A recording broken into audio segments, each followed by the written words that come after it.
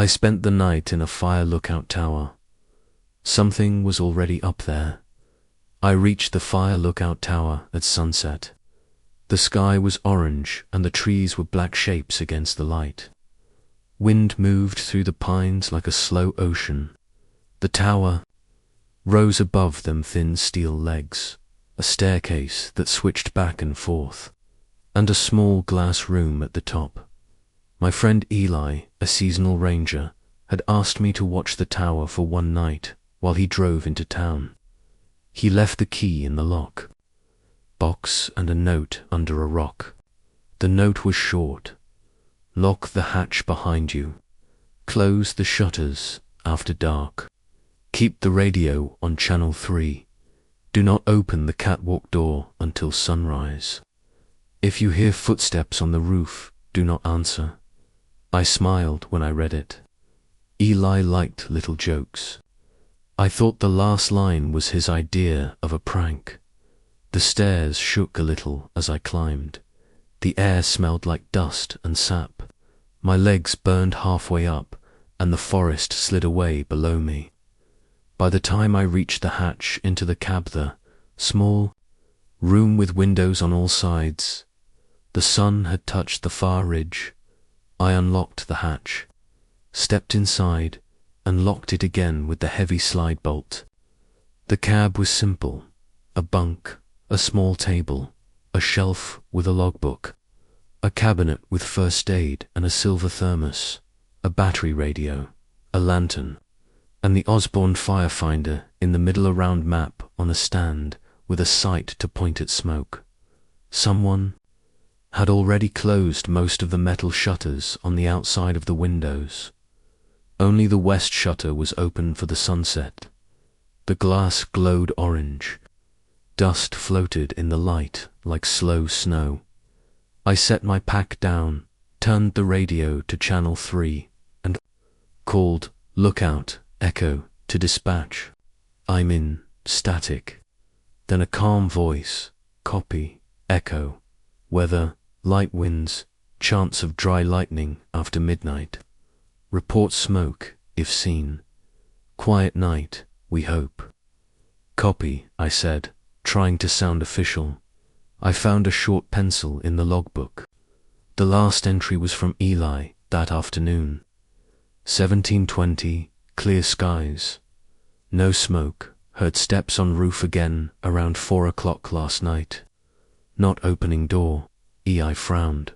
A joke again. He had written similar things before in text messages when he was bored on night duty. He once wrote, "Coyote learned to climb ladders. Send help."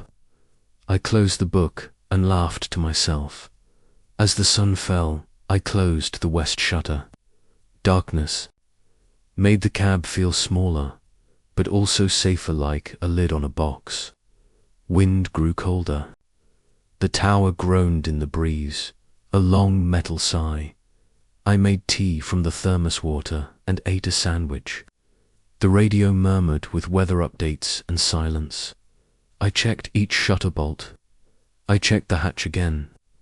I lined my boots by the bunk, with the toes pointing toward the door, the way Eli liked to do, as if he was ready to run at any time. Around 22 o'clock, lightning flashed far away. There was no thunder at first, only quick white flickers behind the distant ridge. The radio voice said, "Dry strikes building southwest. Keep watch." I turned off the lantern to save battery and sat by the firefinder. Even with shutters closed, thin lines of moonlight sneaked in around the edges. The room smelled like old paper and hot metal. Something tapped on the glass. I told myself it was a branch, but there were no branches up here. The cab was above the canopy. Wind moved, the tower creaked, and the tap came again soft, like a fingertip testing a wine glass. I went still. Then I heard a sound like shoes on wood. Slow, careful, one step, then another, above me. Footsteps on the roof. The first thing my brain did was try to make it something normal. An owl, A raccoon. A joke. The note in Eli's hand flashed in my head. If you hear footsteps on the roof, do not answer. I waited. The steps moved from the center of the roof toward the edge, right over where the catwalk wrapped the cab. Something blew against the shutters, not a rub like fur. A flat glide like a hand. I told myself again it was a joke. Then the radio crackled. Echo, you up? The voice was Eli's. You might hear some noises. Don't freak out. It's a thing they have up there. I grabbed the radio. What thing? Static hissed. Then a new voice came, thin and wrong, as if it spoke through cloth. Don't open the door. That voice was my voice. Froze with the radio in my hand. I stared at the grey box like it had grown teeth. Eli. I said, silence. The radio went dead. The light on it was still on. It had power, but no sound came through. Only the wind sang in the metal like a bottle's mouth. A footstep slid above me, then stopped right over the hatch. I moved without thinking. I dragged the steel toolbox on top of the hatch. I put the thermos on the toolbox, and then the full water jug on top of that. It looked silly, but my hands needed to do something. The logbook lay open now. I didn't remember opening it, but it was open. A fresh page glowed in a blade of moonlight. New words were scratched there in a tight hand. My name, and under it, do not open. It will say it is me. It is not me. I touched the pencil mark. It was fresh enough to smudge. The graphite grey streaked my fingertip. My mouth went dry. The steps on the roof started again. Not heavy, not light. Like someone walking in wool socks. Like someone who knows you and does not want to scare you but cannot help it. Something clicked near the window latch. The sound of metal thinking. I backed up until the bunk pressed the back of my knees and sat. I counted my breaths. I listened. For thunder. I listened for a truck on the fire road. I listened for anything human. The tower had only the wind and the soft scrape of something outside, moving around and around the catwalk. After a while, the thing began to knock. Not loud, gentle, 3 times on the shutter. Then a little pause. Then 3 again. Polite, patient. I looked at the catwalk door. It had a small square of glass in it, covered by a sheet of thin metal that slid down like a lid. The lid was closed. On the inside, there was a steel bar you could slide back to open. Eli had added an extra chain across it. The chain hung slack. I got up and set the chain in place, hands shaking. My name, a voice said on the other side of the door. Soft. Kind. It used the way my mother used to say it when she needed me to come to the kitchen. It used the shape of that memory and wore it like a coat. Are you awake? It's okay. I couldn't answer. If I opened my mouth, a sound would come out. And I didn't trust my own sound anymore. I forgot my key, the voice said. It had a smile inside it. The storm caught me. Open up. The radio clicked as if a hand pressed its button. Eli's voice came through again, far away. Do not open. Do not. The words cut off like a wire was snipped with pliers. Lightning flashed closer. Thunder followed, late but real. Rain began hard, fast needles on the roof. The footsteps changed. They got quicker. They moved to keep balance. The thing was still there, outside, while rain made rivers on the shingles. A small square of cold, spread under my bare feet. I looked down. Water was coming through the hatch. Not much, a thin line. The roof did not leak. The hatch was sealed. but water came anyway, from the seam, like a mouth letting drool slip out while it smiled. I dragged a towel from the bunk and pressed it to the line. The tower groaned again, and the towel darkened with water that smelled faintly of smoke. A shadow moved across the slit of moonlight that leaked around the shutter. It paused right where the glass would be. I could feel it waiting. The air on the back of my neck felt like someone's eyes. The logbook pages flipped in a draft that wasn't there. I put my hand on the book to stop them. The pencil rolled by, itself to the middle of the page. In my own handwriting, too neat, like I was trying to be neat in school. The words crawled out. It already came in once. It wants you to open the door so it can leave. It cannot leave unless you invite it. I pushed the book away so hard it slid across the table and thumped into the firefinder. The metal circle rang, a small bell. The knock stopped. The rain fell. The tower ticked and sighed. Then there was a new sound. Not steps, not knocks, a tiny squeal. Metal on metal. The screws on the hinge of the catwalk door turned 1/4 and then stopped. I went to the cabinet and found a roll of duct tape. I taped the door seam. I taped the hinge. I taped the shutter latch. It was a dumb thing, but again, my hands needed work. I taped until the roll ran out. The silver skin of it looked like armor. Please, the voice said, very soft. It was my voice again. It had a tremble. It's wet out here. I swallowed hard. I walked to the radio and pressed the button. Dispatch, echo, I said. Is anyone else near my tower? Static. Then the calm woman, negative, echo. Nearest personnel are 2 hours away due to washouts. Do you need assistance? I opened my mouth. I looked at the door. I looked at the hatch. I looked at the towel bleeding smoke-scented water. I said, no, just checking. Copy. Call if you see smoke, she said. Stay safe. I sat in the dark and tried to breathe like a calm person. I counted to 100. I counted again. I sang under my breath a song I learned in grade school to keep time while washing hands.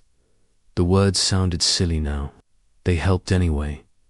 At 3 o'clock, the storm broke. The rain fell soft. The wind turned warm. The tower stilled. My eyes hurt from holding them open. I waited 10 minutes. Then 20. The voice outside did not speak. The steps did not step. The wet, smoky water stopped creeping under the hatch. I do not know when my body decided to sleep, but it did. I woke at a grey light time, the kind of light that makes everything look like a memory. I listened, quiet. I slid the bar off the catwalk door, but left the chain on. I lifted the little metal lid on the window and looked out through the glass. The catwalk boards were wet. Sooty footprints went around the cab, not boot prints, not bare feet. More like the prints of gloves, pressed down and pulled up, each finger long. They circled the cab twice and ended in the middle of the roof, where there were no boards to step on. I followed the prints with my eyes to the far corner. Something small sat by the door, a silver mug, Eli's mug. I had seen it in his truck. Steam came from it, even in the morning chill, like it had been warm until a moment ago. I shut the lid and set the chain again. I made new tea. My hands shook and some water spilled on the table. It made a clear shape on the wood that looked like a hand with too many fingers. I wrote in the logbook, 6:10, no smoke. Storm moved east. Footsteps around deck. Mug left by door. Did not open. G left the last letter of my name unfinished and stared at it. The pencil felt heavier than it should. At 8 o'clock, I opened the shutters. Sun warmed the boards. The soot prints faded as the wood dried, like they were never there. When I cracked the catwalk door an inch, warm air moved over my face that smelled like vanilla and ash. The mug sat alone, a ring of clean wood beneath it where the rain had not reached. I did not step out. I waited for Eli. He arrived at noon, looking tired and glad to see me. "How was it?" he asked, casual, as he climbed up. He saw my face. He stopped being casual. "You put that line in your note as a joke," I said. He didn't smile. "No," he said. "I put it because I could not find a better line." We stood there in the cab, two people in a glass room above the world. He looked at the chain on the door. He looked at the towel by the hatch. He didn't ask. He didn't have to. "Did you open it?" he asked. "No," I said. "I didn't." He nodded and blew out a slow breath. "Good. What is it?" I asked. He took a long time to answer. He watched a hawk drift above the trees. He said, "Sometimes after a dry storm, the tower gets company. It wants out or in. I can't tell." The last guy opened the door. He left a note for me before he went to town. I never saw him again. The note said, "Thanks." I thought of the logbook writing itself for a moment. I thought of the silver mug on the catwalk, still warm at dawn. "Why me?" I asked. "Why last night?" Eli shook his head. "You were here," he said. "That's all it needs." We climbed down together. The stairs shook and sang. Wind moved through the pines like a soft radio whisper. At the bottom, I looked up one last time. Sun made the cab shine. For a second, I saw a shape in the glass that looked like a person standing inside, watching us go. It had my outline. It lifted a hand. I told myself it was my reflection. I tell myself that each time I close my eyes at home that night. I put my boots by my door with the toes pointing toward the hall, ready to run. I set a mug on the counter and filled it with hot water. I waited to see if steam would rise like breath, even when I wasn't near it. It did.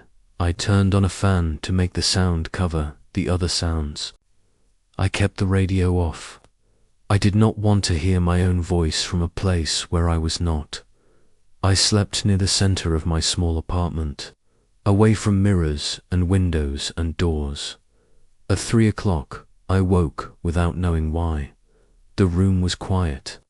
The city was quiet. I listened and heard nothing. Then something very soft touched the outside of my door. A test, a fingertip pressing gently on the wood, right over the lock. Not a knock, not a scratch, just a press, like someone making sure the door was still there. I stayed still and did not answer. I am still not answering.